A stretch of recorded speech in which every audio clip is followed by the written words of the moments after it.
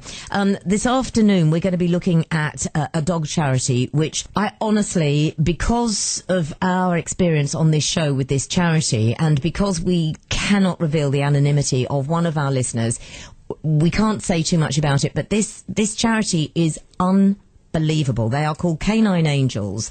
And, there are so many animal charities around. I don't know how they all survive. And this one is really struggling, actually. But we have first-hand witness of how they literally act when needed in a situation that even Anna and I, with all of our knowledge of dogs and everything else, we couldn't do. We couldn't help out in the way that they have done. And they have just delivered. Amazing. So this is frustrating for you as a listener and more frustrating as us. We can't give away specifics. All we can say is there's someone who's still listening to us now who just says, please, can you just thank them? I just think they fell from heaven. And this is someone who's listening abroad, obviously, and they've really helped out.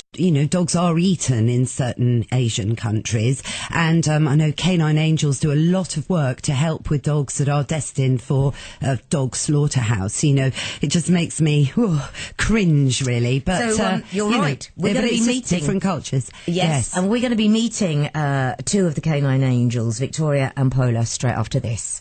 Let's now introduce to you two girls who truly are considered by many as angels. They are K-9 Angels, Victoria and Paula. Welcome both to the Barking Hour. Thank you so much. So K-9 Angels, first of all, is a fantastic name for a charity. Exactly what do you do, girls? We do everything from rehoming to raising funds we've built a shelter in Romania. We do spay-a-thons. We send money out regularly so the ladies in Romania can feed the dogs. We send medical supplies. I mean, we literally do absolutely everything. And so how did this start? Was it because you were over there? Or was it somebody just suddenly said, I've seen a dog that needs help? Well, how did it begin? Well, we were friends for a very long time, and we've always seen each other's posts on Facebook. And we've always posted about animals, animal cruelty, animal rights, and we've always said, girls, we got to do something together. Let's get together. Let's do something.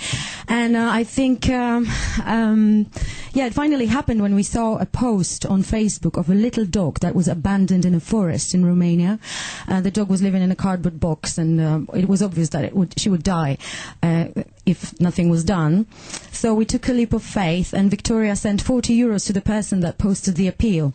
And the next thing, the person is emailing us and saying, so what do you want me to do with this dog? And we're like, what do you mean? She says, well, it's yours. You've paid to save her. Gosh. So we had to find a home, and we found a home in Virginia in the United States. So the dog came to London for a week, and then we put her on a plane. She went to Virginia. She ended up living on the luxury ranch, and we felt so elated. It was so amazing. We've made such a difference. And this is how K-9 Angels was born. We've always wanted to do something. I mean, we've been animal lovers since we were born, basically, and we've wanted to do something. And we saved Little Angel with the help of a few other people, and it just escalated, and we've now rehomed 650 dogs. That's in 650 dogs all in over the homes. world. Yes. Mainly at the moment from Thailand and from Romania, Hungary and Cyprus as well. I think a few from Greece. Yes. But it's not just about the rehoming, it's about educating people, because if people don't know what's going on, they can't do anything. It's all about getting the information out there, and we feel that we're quite good at doing that. And it's about raising funds, because without money we can't do what we do. We can't magic money up. We're actually doing a fundraiser this evening in Chelsea in London, and we're doing spay-a-thons, because that's the most important thing. As you know, it's the most effective way to stop this. Explain that. Well, basically, one female dog and her offspring in 7 years could actually have up to 64 or 67,000 dogs, puppies.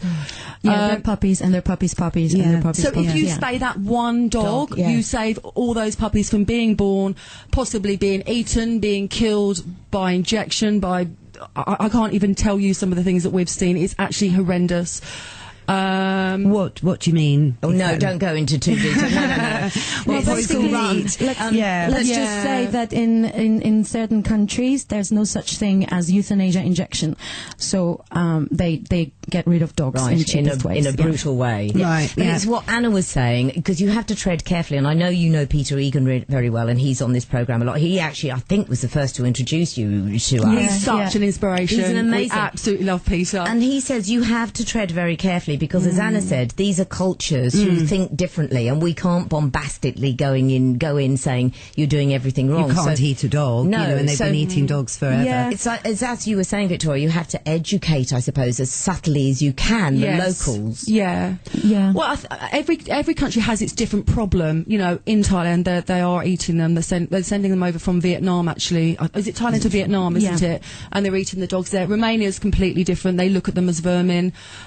So for most part, they've got the dog catchers, which are making money out of killing these dogs. It's a huge business. It's a Romania, business. I've actually been told that they're breeding dogs, so they can kill dogs to make 10, 20 euros per dog.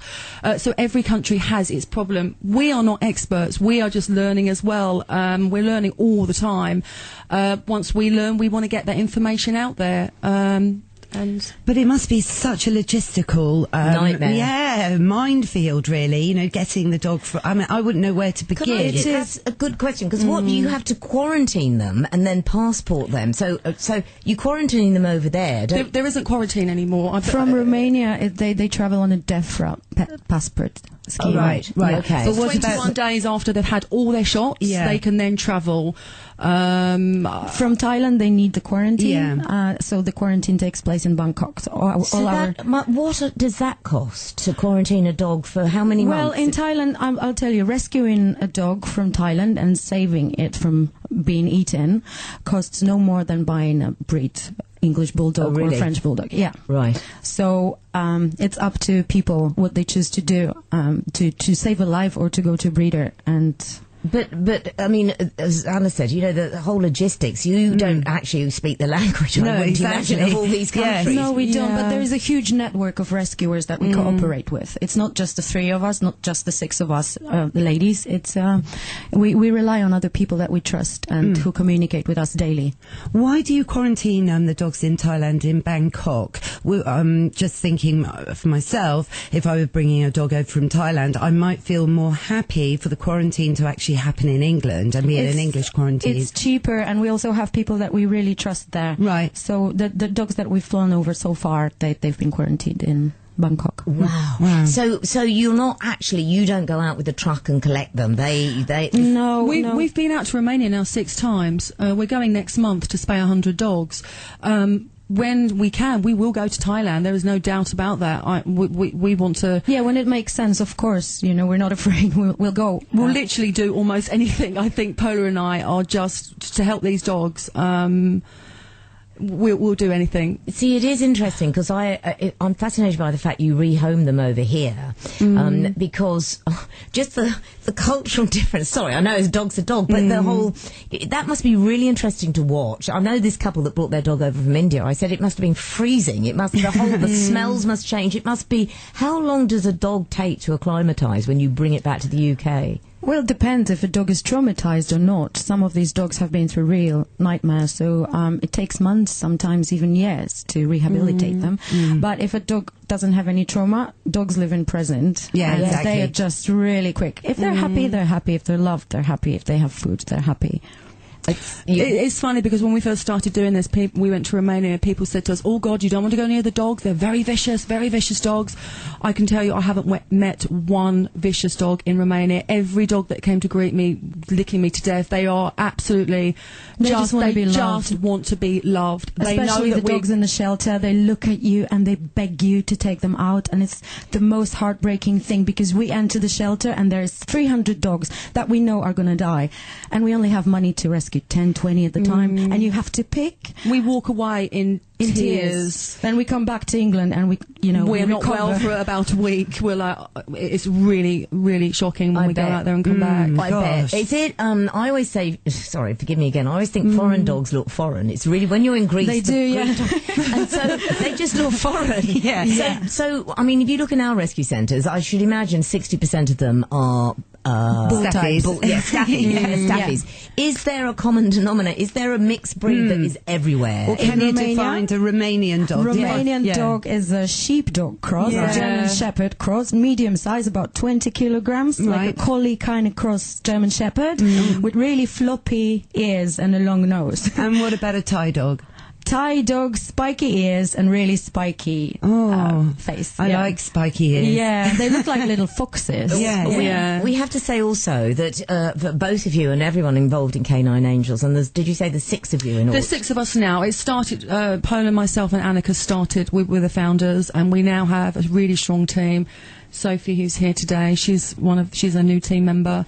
We have Suzanne, who's incredible. We have Rebecca, who's incredible, and Claire, who's incredible. Claire is extraordinary. All these ladies, it actually gets me emotional talking about it. They give up so much. They do so much for these dogs.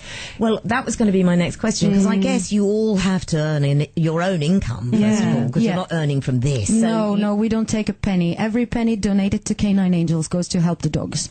So you're all having to do day jobs? Yeah, of course, we juggle day jobs and K-9 Angels. Yes, I do a little bit of writing that I've just started doing, and I do have a very understanding partner, so I'm very lucky to have that. And what would you say then? There'll be people listening, because we have lots of people who listen to this show who aren't even dog lovers. They just listen because they think we're all a bit barking, to be fair. But what about those people who think, hang on a moment, we've got enough problems with all our rescue, like Batterseas overflowing, Mayhew's overflowing. Well, what I would say to those people is there are a lot of people out there that want to adopt dogs, and they only want to adopt dogs from abroad. I've had people say to me, we don't want to adopt dogs from the UK because we don't really think we have much of a problem in the UK. And I do explain to them, we do have a problem here, it's huge, but I'm not going to stand in the way of somebody that wants to adopt a foreign dog. Life is a life at the end of the day. It's a life. We always say, if you look at Earth from space, there are no lines. There are absolutely no lines. That's such a good expression. We just want to save lives. We don't care if it's from Timbuktu. We just want to save the dogs' lives. We want to work more in the UK as well, actually. And also, when someone sees a dog that's been through such a bad time, coming from Thailand, from an illegal slaughterhouse, and now the dog is on a sofa in England in front of a fireplace, this is so actually inspiring. And other people, the friends and family, they think, you know what, when I get a dog, I'll adopt. I'm not going to go to breeder, and I'm not going to go on Gumtree. I'm just going to contact a rescue. Yes. I listen, I honestly, you, all of you, as I say, this radio station has first-hand knowledge of what you've actually done, and I don't want to give any more away, but we really have. And I think you're extraordinary. I also know that you have to fundraise all the time, and there is an event tonight, but it isn't open to the public, is it? No, it's not. It's for 80 people. This event this evening is a fundraiser, but it's actually more about spreading awareness as well. We've collaborated with a vegan boot company and made these beautiful boots from Bobo. Yeah, the percentage of profits goes to K-9 Angels, so we are celebrating today. These are ecologically friendly. Ecologically friendly, cruelty-free. When I lived in Brighton, have I told you this, Anna? The thing that made me laugh more than anything when I moved down to Brighton, which is in the early 80s, is they had a store, which is still there, called Vegetarian Shoes. I know them. Everybody laughed, and now I think they were trailblazers. Yeah, it's very important. They were. Yeah, people don't realise that the leather industry is as cruel as fur industry.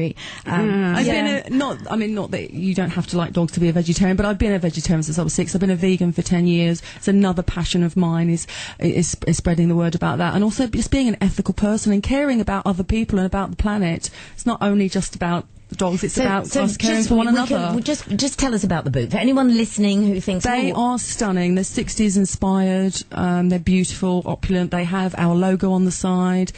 Where can we see them? Are they on your website? There will be a link on our website. They are on our main website, which is k-9angels.org.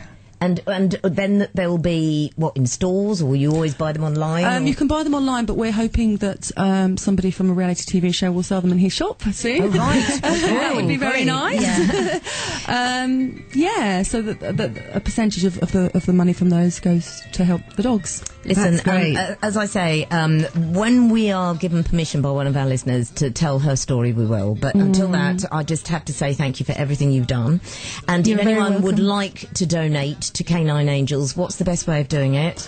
It's if you go to our website, which again is www.k-9angels.org, and click on the link donate. You can donate in many ways via PayPal, bank transfer. PayPal is at donate k-9angels.co.uk, and you can, and every single penny goes to help those dogs. Thank you so much, girls. Thank you for enjoy allowing tonight. us to come in today. Thank you. Thank you for Victoria. having us. Hope it goes well. Thank you. Send our love to Claire.